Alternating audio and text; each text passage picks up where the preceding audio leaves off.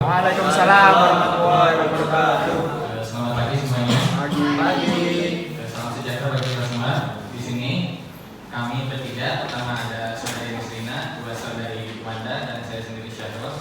Di sini kami akan sedikit menjelaskan kepada teman-teman sekalian mengenai apa yang kami pahami atas perikatan menurut ilmu hukum, perdata, dan perikatan menurut prestasinya.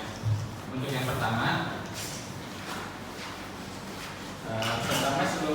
sebelum masuk ke sini, di materi yang pada bikin itu ada perikatan menurut ilmu hukum yang dibagi menurut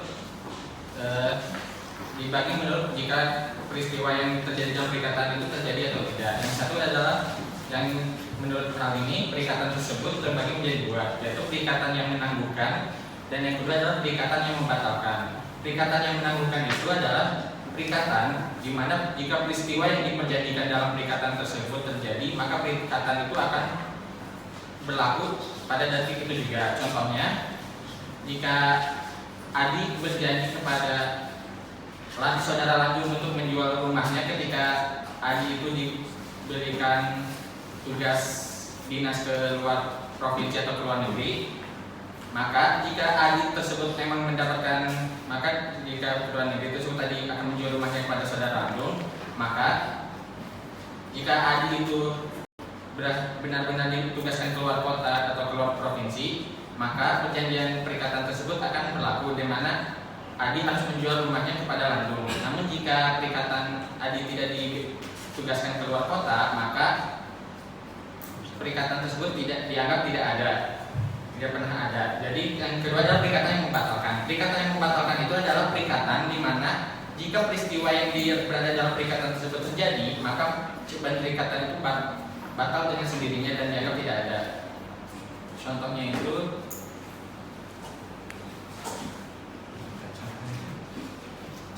jika tadi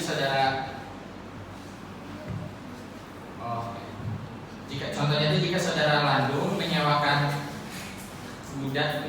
gudang kepada saudari Mayang hanya untuk dipergunakan sebagai gudang penyimpanan barang dagangannya, maka jika gudang tersebut digunakan oleh Mayang selain untuk menyimpan barang dagangan milik Mayang, maka perikatan tersebut dianggap batal dan mana Mayang harus membayar ganti rugi karena menyalahgunakan hak dari perikatan tersebut.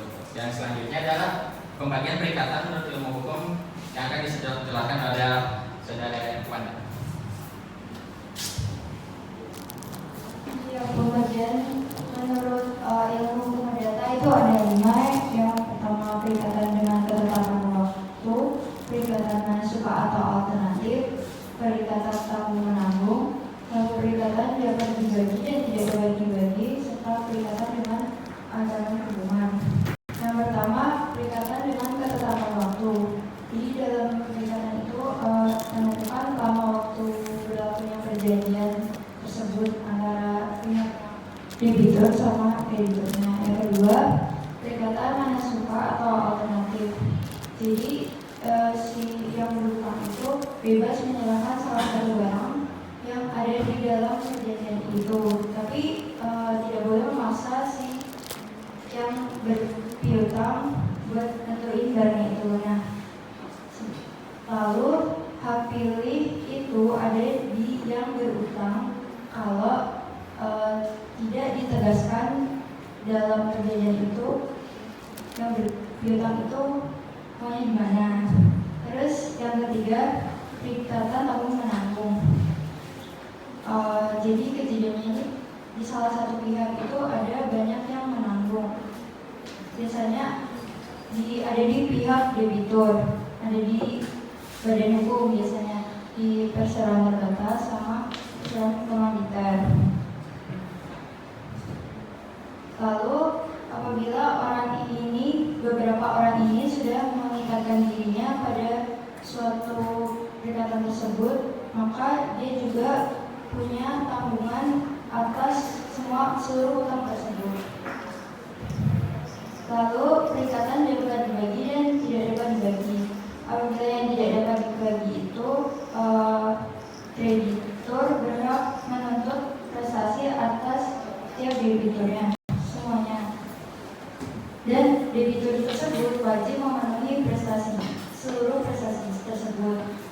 Kalau yang dapat dibagi, kreditur itu hanya berhak menuntut sebagian dari prestasi atas yang debitur. Kemudian debitur itu sendiri hanya wajib sebagian dari memenuhi prestasi tersebut.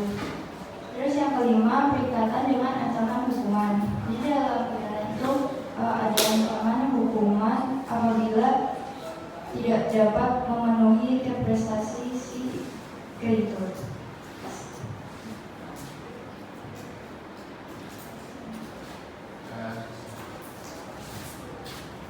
Untuk selanjutnya adalah pembagian perikatan berdasarkan prestasinya.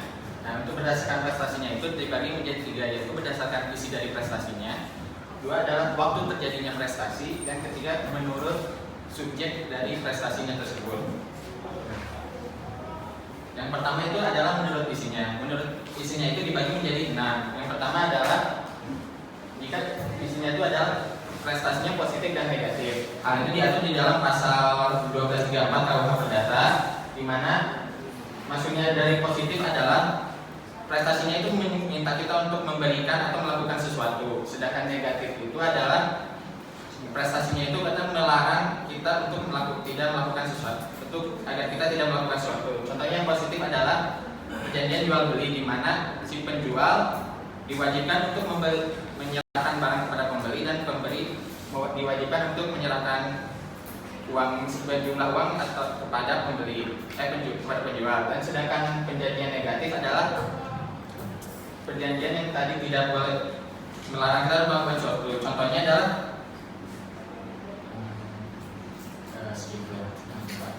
yang kedua adalah perjanjian sepintas lalu dan berkelanjutan.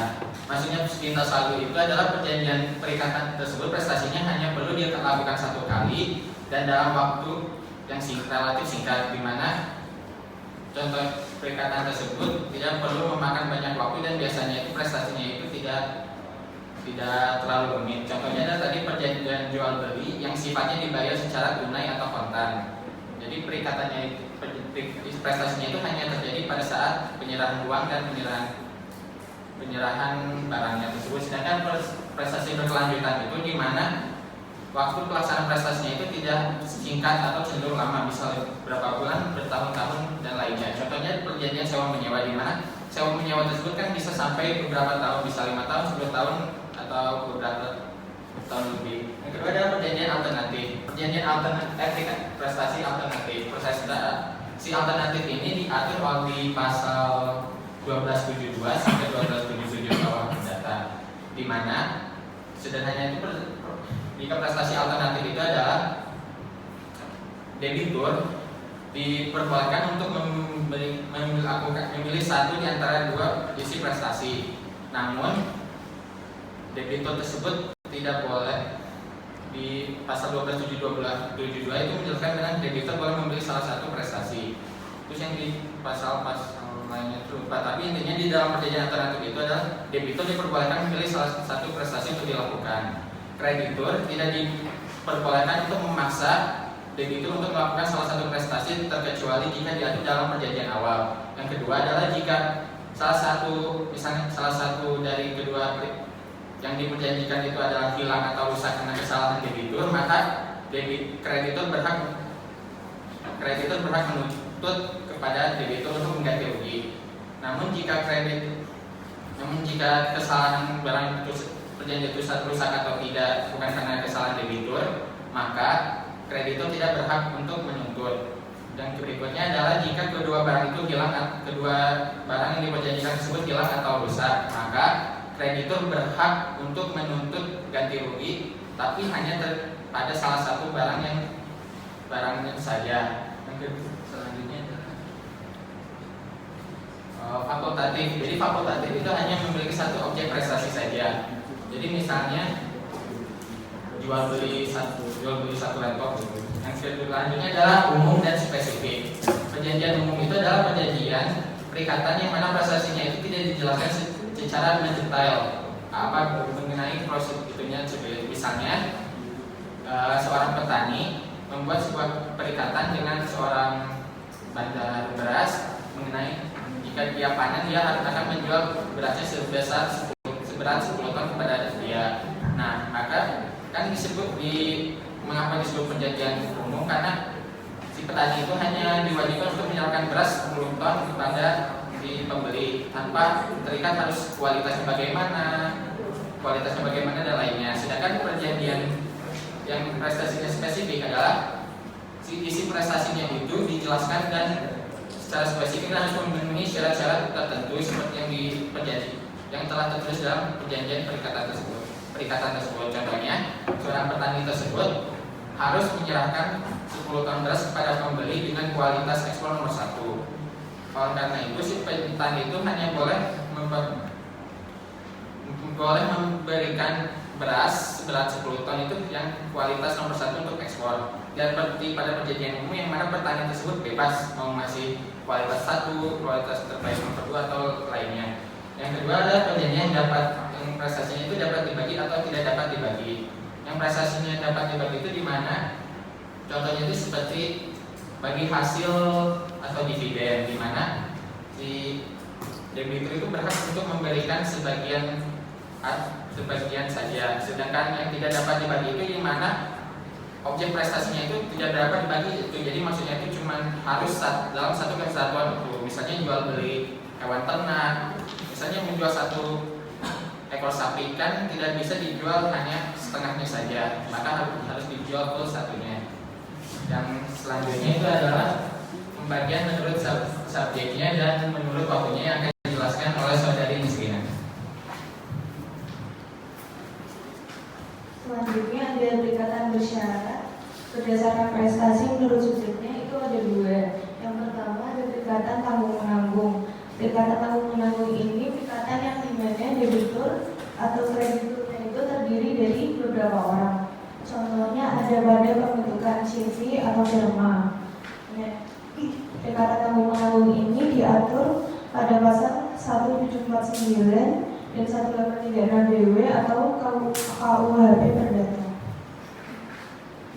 Yang mana isinya pada pasal 1749 ini, jika beberapa orang bersama-sama meminjam satu barang, maka mereka masing-masing wajib bertanggung jawab atas keseluruhannya kepada pemberi pinjaman. Lalu pada pasal 1836 disebutkan bahwa jika beberapa orang telah mengikatkan diri sebagai penanggung untuk seorang debitur yang sama dan untuk utang yang sama, maka masing-masing penanggung terkait untuk seluruh utang itu. Yang kedua ada perikatan pokok dan tambahan. Perikatan pokok ini artinya perikatan antara debitur dan kreditur yang berdiri sendiri tanpa tergantung pada adanya perikatan yang lain. Contohnya itu seperti saat kita berutang atau meminjam uang. Lalu ada perikatan tambahan, ini perikatan tambahan dari perikatan pokok tadi. Contohnya ada perjanjian gadai, hipotek, dan juga kredit kredit.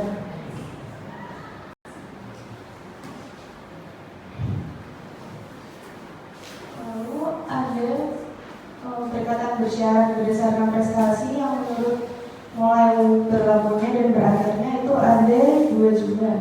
Yang pertama perikatan dengan ketetapan waktu. Perikatan dengan ketetapan waktu itu suatu ketetapan waktu tidak menangguhkan perikatan, melainkan hanya menangguhkan pelaksanaannya. Maksud syarat ketepatan waktu ialah pelaksanaan perikatan itu digantungkan pada waktu yang ditetapkan. Waktu yang ditetapkan itu adalah peristiwa yang masih akan terjadi dan terjadinya itu sudah pasti atau dapat berupa tanggal yang sudah ditetapkan.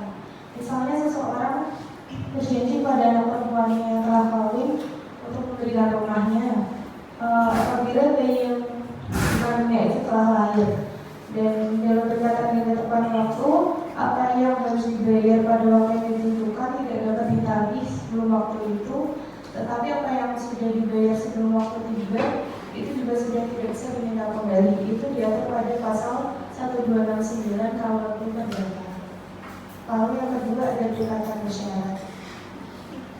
Perikatan bersyarat ini perikatan yang lahirnya maupun berakhirnya digantungkan pada suatu peristiwa yang tidak tentu akan terjadi. Apabila perikatan lahir digantungkan pada terjadinya suatu peristiwa, maka akan disebut perikatan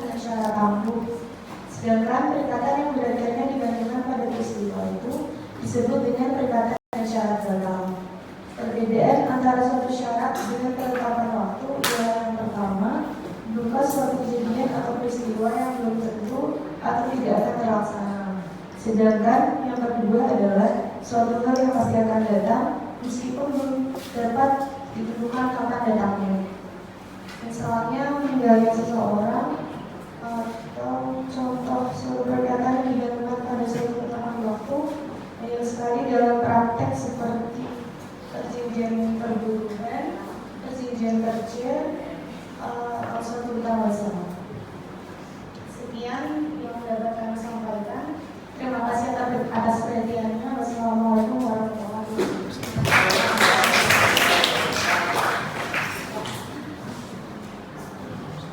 Ya, nanti pas lagi mau tutup closing, jadi udah mati.